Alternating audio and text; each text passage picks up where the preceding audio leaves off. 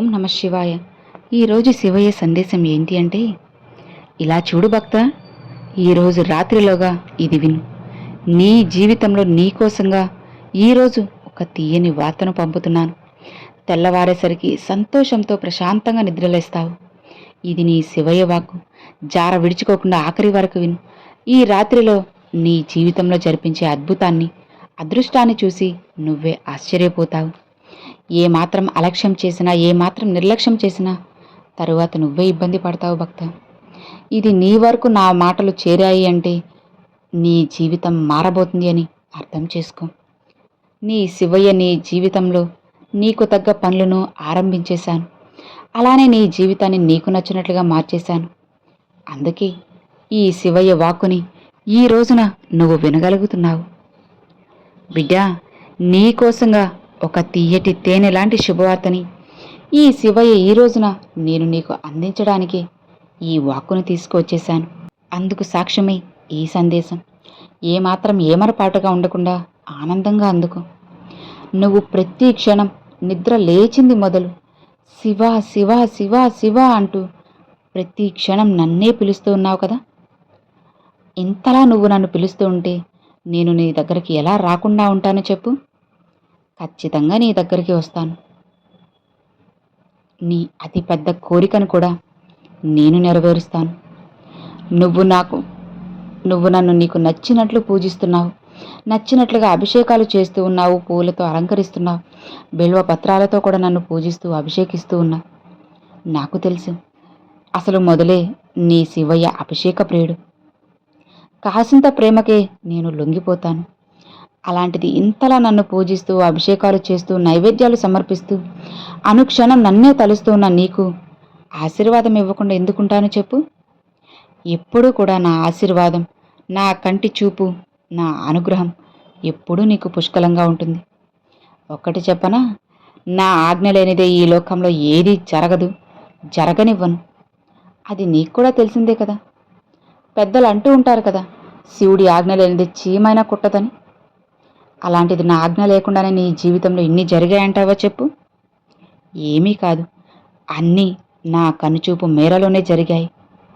నువ్వు ఆనందంగా ప్రశాంతంగా జీవించడానికి నీ శివయ్య ఆశీర్వాదాన్ని, అనుగ్రహాన్ని కోరుతున్నావు కదా. అందుకే కదా నువ్వు ఎన్నో పూజలు చేస్తూ ఉన్నావు. ఇక నువ్వు నా అనుగ్రహం పొందే రోజు వచ్చేసింది భక్త. నిశ్చింతగా ఉండు. నువ్వు నేను చూపే మార్గంలో నడవాలి. అలా నువ్వు నడవాలంటే ఇక నీకు మిగిలింది ఒక్కదారి మాత్రమే. అది నిత్యం నా నామాన్ని స్మరిస్తూ నా పూజను చేస్తూ ఉండు చాలు. నీ కర్మఫలాలన్నిటినీ కూడా పూర్తిగా తొలగించేస్తాను. నీ జీవితాన్ని నీకు నచ్చినట్లుగా మార్చేస్తాను. ఇలా నువ్వు నిత్యం పూజలు చేయడం వల్ల నువ్వు ఎంత కష్టాన్నైనా సరే సులువుగా దాటేయగలవు. చెప్పాలంటే సముద్రాన్ని ఈదగలవు. ముళ్ళ దారైనా సరే పూలదారిలా మారుతుంది. ఈ శివయ్యని నమ్ము. నువ్వు నన్ను పిలిచినప్పుడు నేను గురువుగా మారి నీకు సిరి సంపదలు కలిగిస్తాను. నీకు ఎలాంటి ఆపద రాకుండా నువ్వు సంతోషంగా ఉండేలా చేసే బాధ్యత నీ తండ్రిగా నాదే కదా చెప్పు. ఇక ఏమాత్రం పైపడకు భక్త. నీకు తోడుగా ఈ శివయ్య ఎప్పుడు నీతోనే ఉంటాను. నిశ్చింతగా ప్రశాంతంగా ఉండు చాలు. నీకోసంగా నీకైన పనులన్నీ కూడా నేను చేస్తూనే ఉన్నాను. నీకోసంగా ఒక తీయటి తేనెలాంటి వార్తను తెచ్చేశాను. స్వీకరిస్తావు కదా. ఇక ఆ వార్త నీ గుమ్మం దగ్గర నిల్చొని ఎదురు చూస్తూ ఉంది. నమ్మకంతో విన్నావు అంటే నీ శివయ్య నీ జీవితంలో జరిపించే అద్భుతం ఏంటి అనేది నీకే తెలుస్తుంది. తర్వాత నువ్వే ఆశ్చర్యపోతావు భక్త. నీకు ఒక సృష్టి రహస్యం చెప్పనా. మానవ జీవితం అంటే ఒక పెద్ద పుస్తకం లాంటిది. అది నీకు నేను ఎన్నోసార్లు చెప్పాను, చెబుతూనే ఉన్నాను కూడా. పుస్తకంలో ఎలా అయితే ఒక పేపర్ పక్కన ఇంకొక పేపర్ ఉంటుందో అలానే నీ జీవితంలో కూడా ఇంకొక జీవితం ఉంటుంది. కాబట్టి దేనికి కూడా అస్సలు భయపడకు భక్త. ఈ లోకంలో ఇక్కడ ఏదీ కూడా శాశ్వతం కాదు. ఇకపై అన్నీ కూడా మంచిగా సవ్యంగా జరుగుతాయి. నీకు సాధ్యం కాని పనంటూ ఈ లోకంలో ఇక్కడ ఏదీ లేదు. అన్నిటినీ జరిపించి నీకు నచ్చినట్లుగా నీ జీవితాన్ని నేను మారుస్తాను. భయపడకు భక్త. నీకు సాధ్యం కాని పనంటూ ఇక్కడ ఏదీ జరగదు, నేను జరగనివ్వను. ఆ విషయాన్ని నువ్వు గుర్తుపెట్టుకో. నీ జీవితం అనే పుస్తకంలో అన్నీ మంచిగా నీ శివయ్యను నేను రాసి ఉంచాను. నీ భవిష్యత్తుని తిరగరాయబోతున్నాను. ఒక్కసారి నేను పంపే ఆ పుస్తకం తెరిచి చూడు, అంతా నీకే తెలుస్తుంది. నువ్వు ఏం చేయాలో ఏం చేయకూడదో కూడా అర్థమవుతుంది. ఎన్ని కష్టాలు వచ్చినా సరే ఎదుర్కోగలను అని నీకు స్పష్టంగా అర్థమవుతుంది. ఒక్కటి చెప్పనా భక్త, నీ జీవితం మొత్తం కూడా నీ శివయ్య రాసిందే కదా. దేనికి కూడా నువ్వు కారణం కాదు. అలాంటప్పుడు నీకెందుకు దిగులు, భయము, కంగారెందుకు చెప్పు? ఆలోచించు.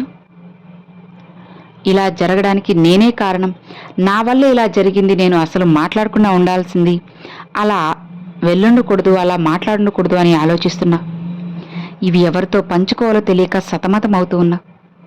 అన్నిటినీ పక్కన పెట్టు భక్త, అన్నీ నేను గమనిస్తున్నాను. ఇక నీ బాధ చాలు, కన్నీరు చాలు. నీ పూర్తి బాధ్యతను తీసుకున్నాను. నువ్వు ఎలా, ఎక్కడ, ఎప్పుడు నడవాలో నేను చెబుతాను. కానీ నడవాల్సింది నువ్వే.